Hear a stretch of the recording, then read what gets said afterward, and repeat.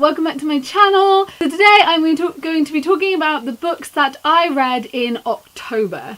I have been in what was probably the worst reading slump of my entire life, and I'm not being dramatic when I say this. I genuinely, before October, before October I hadn't read a book since June or July time, whenever I last did a wrap-up video. I just stopped reading, completely stopped reading, which is probably also why I stopped making videos as often, because I didn't have anything to talk about. Genuinely, my dissertation just completely overruled my life, and being ill completely overruled my life. And I know I talk about this a lot, but people ask me for updates or whatever, so I feel like I sort of just mention it in videos.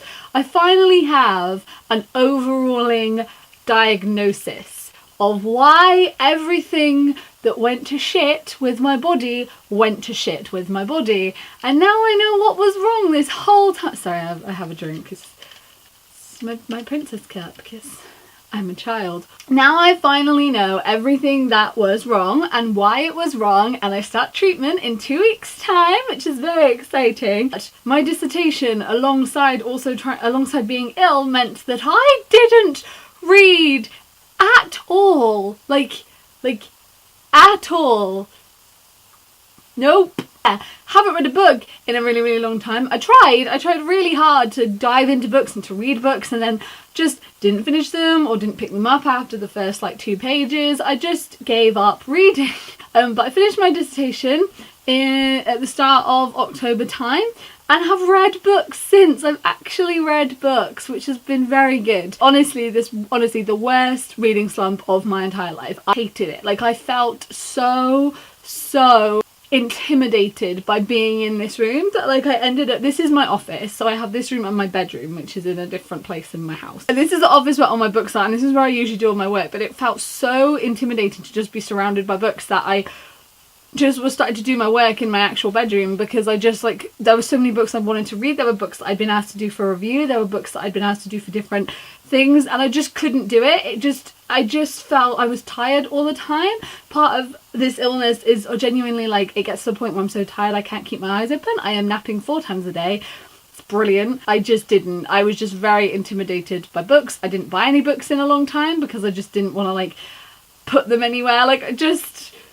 It was without a doubt the worst reading slump of my entire life, and I'm so glad that I'm out of it now. It was just because my brain was so overwhelmed with so many other aspects of my life that reading just became something which also just added to that being overwhelmed feeling, because it was something that I had to give a lot of time to, and I didn't have a lot of time.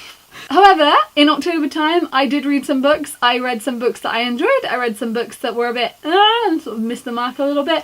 But I had a really good time getting back into books and reading books, and I'm so happy that I'm back on to what I want to do. I'm ignoring my reading goal for this year, my reading challenge that I set on Goodreads, pretending it's not happening, because it's not happening.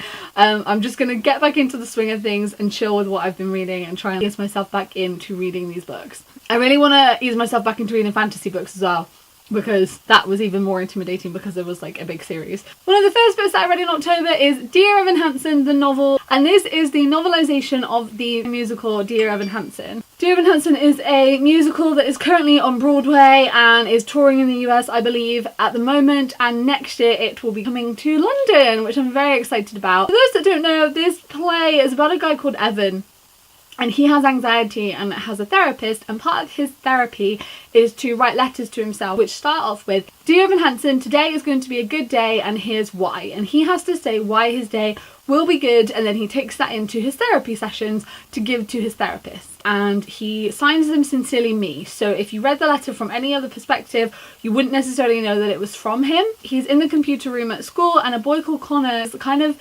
an outcast at school, sees this letter, and this current letter actually mentions Connor's sister in the letter, Zoe, because Evan likes her and doesn't know how to talk to her. Connor sees it, thinks that Evan has done it deliberately to get back at Connor because he saw that Connor was in the room. So Connor steals the letter and goes home. A couple of days pass, and unfortunately Evan finds out a couple of days later that Connor has actually committed suicide. On the letter, obviously, because it says Dear Evan Hansen, sincerely me, when his parents find this letter that Connor had on him, they think that he was writing this letter to Evan and that they were friends. Evan then sort of gets swept up in this whole lie because he doesn't want to lie, he doesn't want to tell this grieving family who think that they now have a link to their child who has died, like a link they didn't know about. So he comes up with this whole story about their friendship, which didn't actually happen but seems to be helping the family.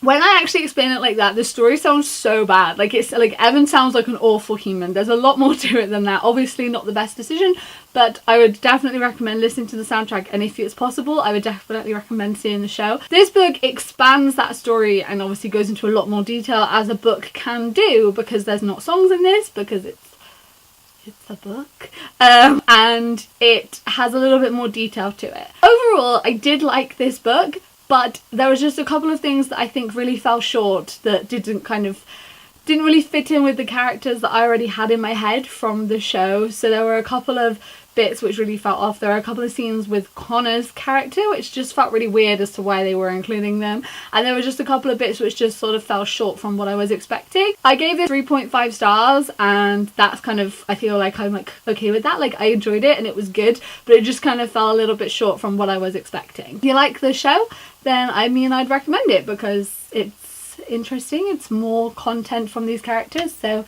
yeah. Next book that I read in October was Good Morning, Good Night by Lin-Manuel Miranda and illustrated by Johnny Sun. This book is a non-fiction book, and it's just a little collection of good morning and good night messages from Lin-Manuel Miranda. Originally these were posted on Twitter, and he still posts new ones on Twitter every day, but this is just a collection of lots of people's favourites and his favourites, and just lots of really, really nice ones.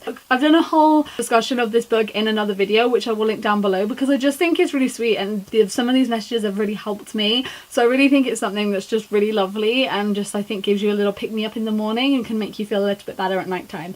So I will link that video down below if you want to go and find out more, but this book, I absolutely loved it. Then I also read A Very Large Expanse of Sea by Tahira Mafi. This book is about a Muslim girl in school trying to kind of carry on with her life post 9/11 and people's attitudes to her post 9/11, and I believe this is very closely linked to Tahira Mafi's kind of experiences and things that she went through around the same time, things that she went through. I thought this book was really good. It was really, really, really interesting. Like, you can definitely, it's just it really makes me angry how people just treat other people, like, and I think it's a book where, like, it makes a lot of people think, because you just need to just think about what you say sometimes, and just don't be really ignorant, just don't be shit, like, just don't be a shit person. I really, really like this book. It had like breakdancing in it as a hobby, and kind of like sibling like relationships, which I love. Like, I really, really love seeing that. I love seeing sibling relationships in books, and positive sibling relationships, and how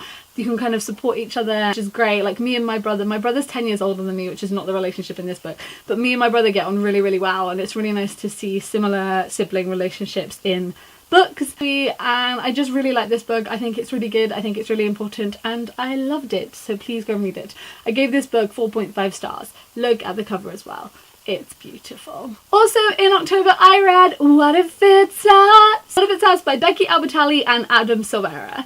This book was amazing. I absolutely loved this book. It is their first co-written book together, and I love all of Becky's books. I love all of Adam's books. So when I found out they were writing a book together, I honestly lost my shit. And it came out in October, and it really, really lived up to the hype. This book is about two boys, Ben and Arthur. Ben is a New Yorker. He's lived in New York his entire life, and he's kind of become a little bit desensitized to it. Yeah, that's Times Square, like, who cares? Like, keep moving, I need to get to a place I need to go. And I really related to that in like the sort of thing with London. I have gotten to the point now where someone will take a picture on like Westminster Bridge or something of like the Big Ben. I mean, Big Ben's the bell, but like the Elizabeth Tower, but Big Ben, whatever, or like the London Eye. I'm like, it's a giant wheel and I'm trying to walk, like, get out of my way. And I'm aware that that's bad. First time I ever visited London, I was very much in love with it, and I took pictures of everything that was there. It's just that I've become so accustomed to it now. I really related to like that side of Ben, like it really made me laugh when he would say about things. And then there's also Arthur, who has just come to New York for the summer, and he is very much in awe of this city. And I also related to that side because New York is my favourite place, but obviously I live in England, I can't just pop to New York and back. I'm going again next year and so excited, and I will be taking pictures of everything. So I'm so excited. So like I also related to that side of things and kind of like the glamour and just looking up and like these buildings and all of this amazing stuff. So it was really cool to see like both sides and relate to both sides. But anyway, that's not the point of the book. I digress. They meet in a post office and they kind of go away and then think like, are we ever going to see the other one again? And then it sort of becomes this thing of, are they going to find the other one? And then they're only together for the summer because Arthur's got to go home, and kind of it's that sort of thing of sort of meeting someone and like missed connections, but then sort of having that connection back, but having it for a certain period of time. And this sort of thing with someone should be in your life, they were meant to be in your life for that period of time, which I really like. And I think as I get older, I've become much more aware that stories don't have to have the ultimate happy ending where they're together forever and ever and ever and that's what happens, you know. And I felt like this was a perfect mix of a Becky Albertalli ending and an Adam Silvera ending, and it was very realistic. I very much loved this book. I thought it was really good. It really showed that moment of kind of people are meant to be in your life at a certain time for a certain reason, to teach you this, to show you this, to do this. And I absolutely loved this book. I think it was brilliant. I gave it 4.5 stars and I loved it. I'm gonna have a whole review of that book and a whole video talking about my experience at the Becky Albertalli and Adam Silvera book signing, which I went to in London, and I'll link it down below when it finally goes live. Then also this month I read There's Someone Inside Your House by Stephanie Perkins. I did not like this book. So this book is about a girl called Makani, and she has moved from her life in Hawaii to live with her grandmother in Nebraska because something happened that made her have to change her last name and move away because she's a bad person and she's done something bad. This book opens with a girl called, I can't even remember her name, with Haley. And it kind of, she gets home and like bits of her house have like moved around and it's like really creepy, and it felt like the opening to a horror film, and I loved that. I loved this opening thing. And then the next chapter they get in and they're all talking about how at school Haley has been killed and was killed, and who did it, who's killing people. And then Makani sort of, the life that she thinks she's left behind, it says her past isn't far behind. Then the students of Osborne High begin to die in a series of gruesome murders. I honestly thought it was going to be like this real like mystery thing. Why are they doing these murders? Why is this happening? Then the reason for like, I'm sorry, this is spoilery, you can turn it off if you're planning on reading it, but the reason like this guy was killing these people was because these people wanted to like move out of the town, and he didn't want to do that because he wasn't going to be doing that. So he killed the people that were going to be moving out of their town. That was his reason of killing people. And then also I felt as though her past didn't play as big as a part as it could have done. It just felt really like disjointed and weird, and like she was trying to squish together all different parts of this like of horror stuff and be like, okay, so there's going to be lots of gruesome murder, she's going to have a really bad past, this is going to be the case, this person's going to be suspicious, this is going to be suspicious, and it just didn't feel like they like meshed together as well as they could have done. I just didn't feel like those aspects worked in the way that they could have done. So I was disappointed with this. I gave it 2 stars. So yes, those are the books that I read in October time. Like I said, there were some that were fantastic, some not so much, but that's absolutely fine. I'd love to know which books you read in October. I'd love to know if you read any of these, because I know some of these are newer books, so I'd love to know if you read any of them. What did you think? What did you give them? Let's discuss down below. If you're new here, then I make videos a couple of times a week, so if you would like to stick around and join us, then you can press the subscribe button and also turn on notifications. Sweet. Thank you guys for watching. I hope you're doing really, really, really, really well, and I will see you next time. Goodbye!